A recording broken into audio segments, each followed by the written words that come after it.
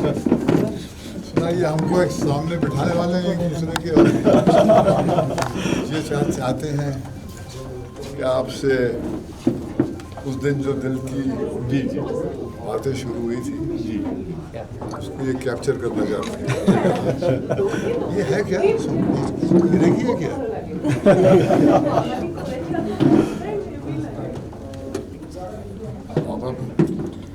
बहुत बड़ा तुमने कुछ कर रहा है, क्या कर क्या रहा है? सबसे बड़ा यहाँ पीछे। हाँ, ये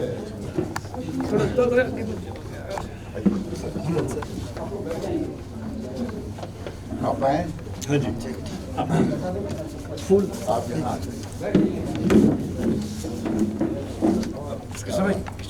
आदित्य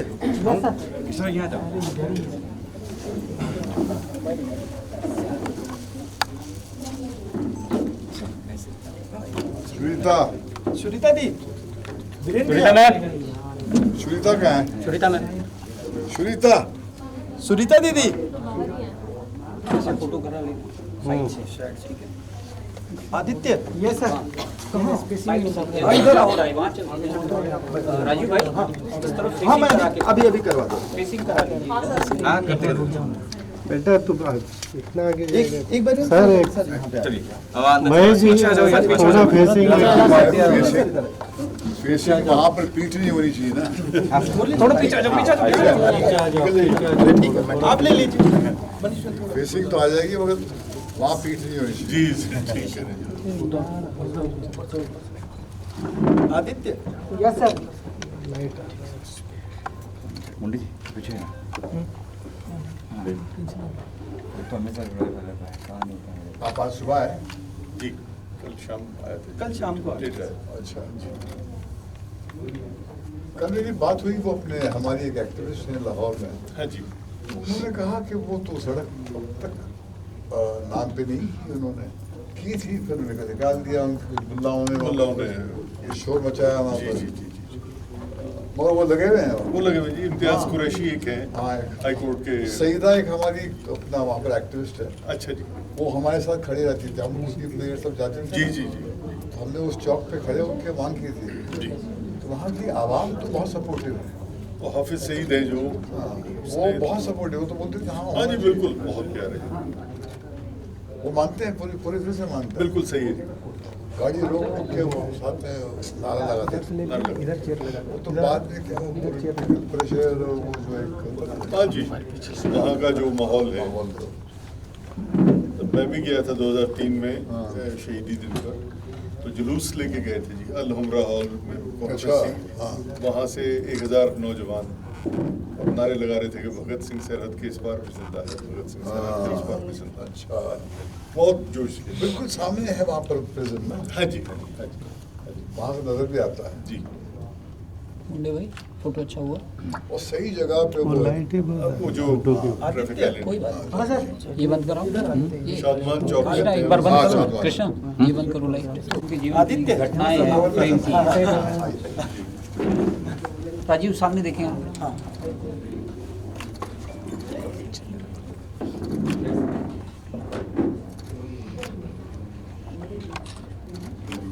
थोड़ा सर थोड़ा क्लोज, आप क्लोज हो जाएं।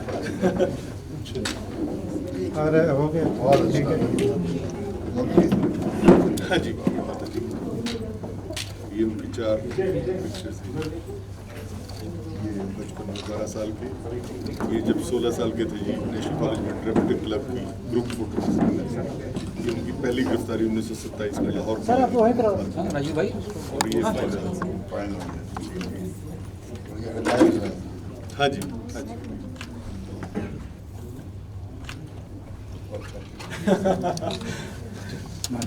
चलो वहाँ चलते हैं। चलिए। भगत सिंह जी का तो हमने अभी उनको नमन किया, याद किया, और अब हम लोग जो हमारा नेक्स्ट जो प्ले आ रहा है 7:40 की लेडीज स्पेशल, तो उसके यहाँ पे पोस्टर्स रखे हुए हैं, और डायरेक्टर सर, भट्ट साहब, पूजा मैम, और अच्छी बात है कि किरणजीत सर हमारे साथ हैं, तो हम रिक्वेस्ट करेंगे भट्ट साहब से कि ये खोलें। सर आप भी आ जाइए, ज्वाइन कर लीजिए। चलिए जी से खुलवाइए ना आप।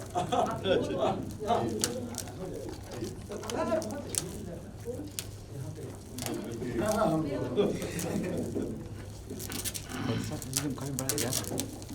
आप लोग दिमाग में क्या चल रहा है, खड़े होके करें। ಸ್ವಲ್ಪ इनके दिमाग में जो चलता है वो हम नो कमेंट दिलजीत जी सर, आप हमारे करीब आ जाए बिल्कुल।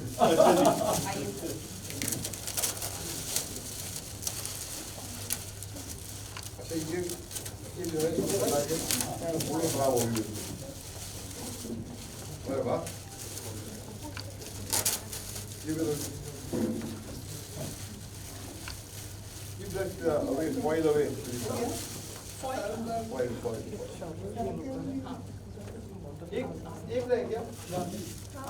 पूजा जी देख रही हैं आप ही आप हैं।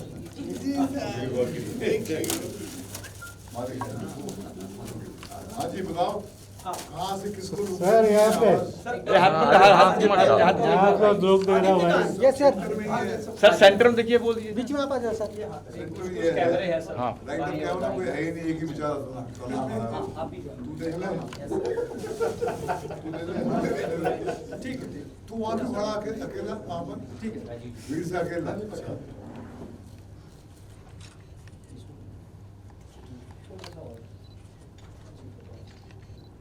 अच्छी फोटो ही आई। जैसी शक्ल है वैसी आपकी।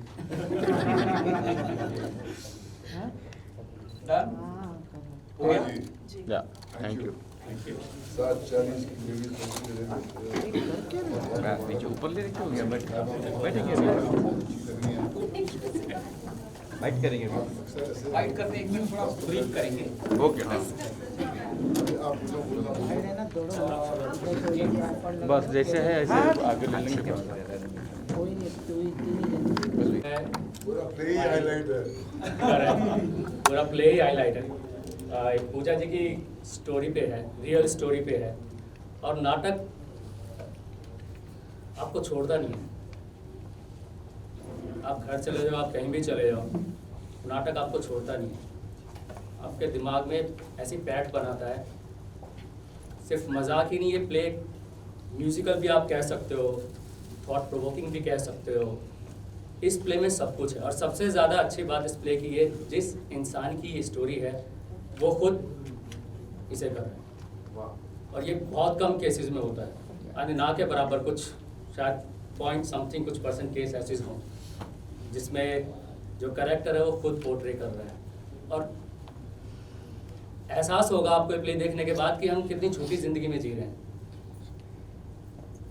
असलियत जब आप देखते हो कि हमारे आसपास ऐसा माहौल है कि हम इंसान को इंसान नहीं समझते हैं।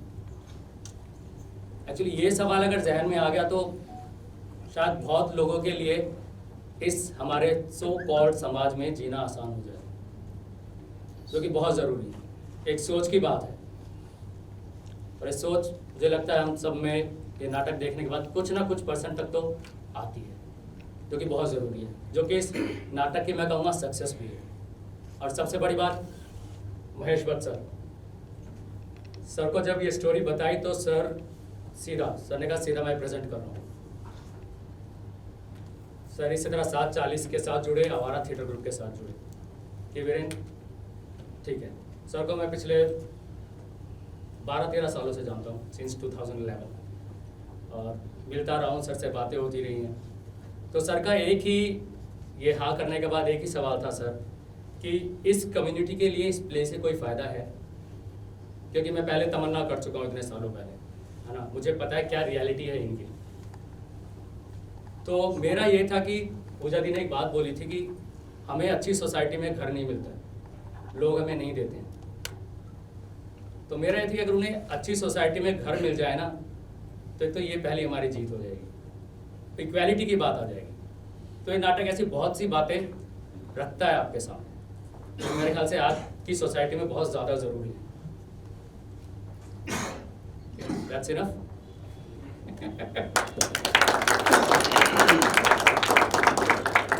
डॉक्टर साहब हम चाहते हैं आप भी कुछ कहें नेक्स्ट प्ले के बारे में।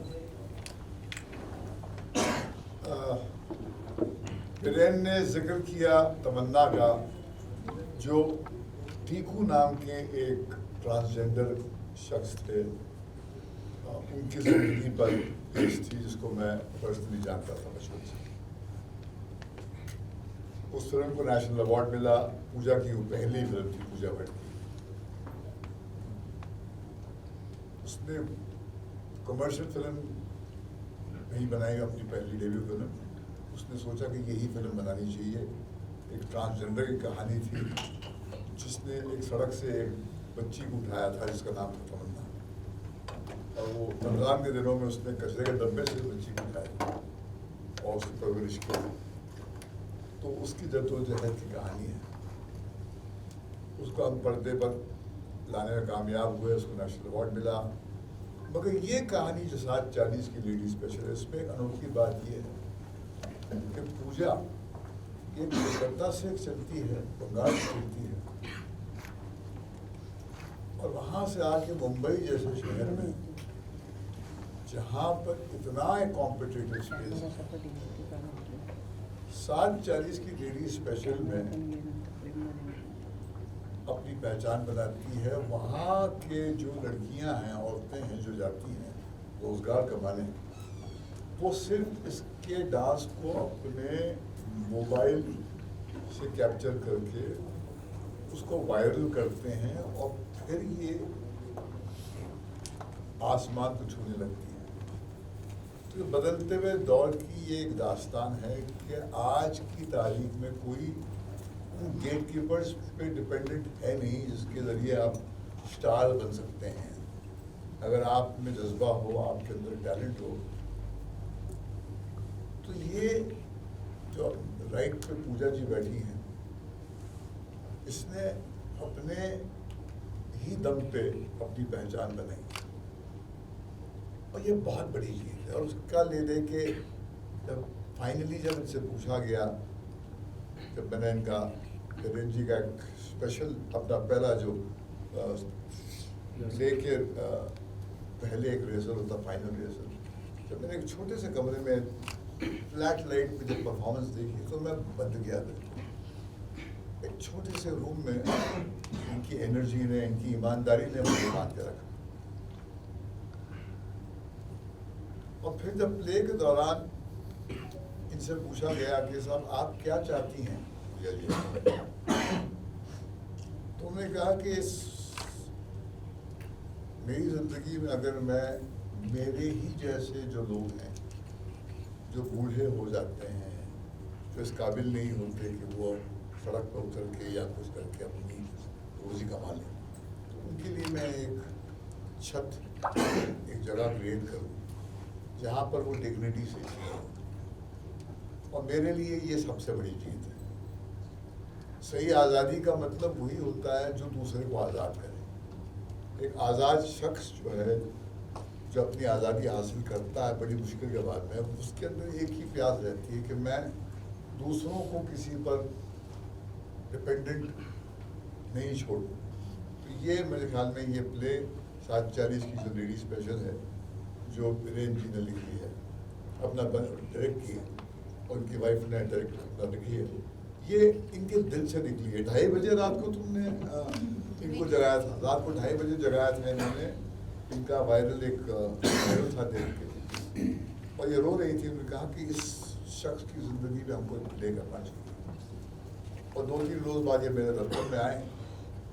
ये थोड़ा झिझक रहा था, इसने थोड़ी हिम्मत दी। हमेशा एक सक्सेसफुल आदमी के पीछे का बहुत बोल्ड क्वालिटी होती है, तो वो बोल्ड महिला का की शक्ति थी, जिसने इसको आके जानता तो मुझे 12 साल से बोलता है, मगर कभी बोला नहीं कि मुझे आप अपना एक प्ले, अपना नाम दीजिए प्ले के लिए।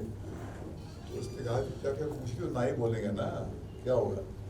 तो उसने आके बेचारे झिझकते हुए मुझसे कहा, तो मैंने कहा कि अच्छा ये स्पेस है, बस ठीक है, अगर इसको ईमानदारी से बना दो। और ये एमेच्योर थिएटर का ये जो इसके साथ जुड़ना है ना, इसमें एक अजीब सा नशा आया, क्योंकि यहाँ पर हम कुछ एक प्रोफेशनल इंडस्ट्री में एक एमेच्योर टैलेंट में जो एक पैशन नज़र आता है,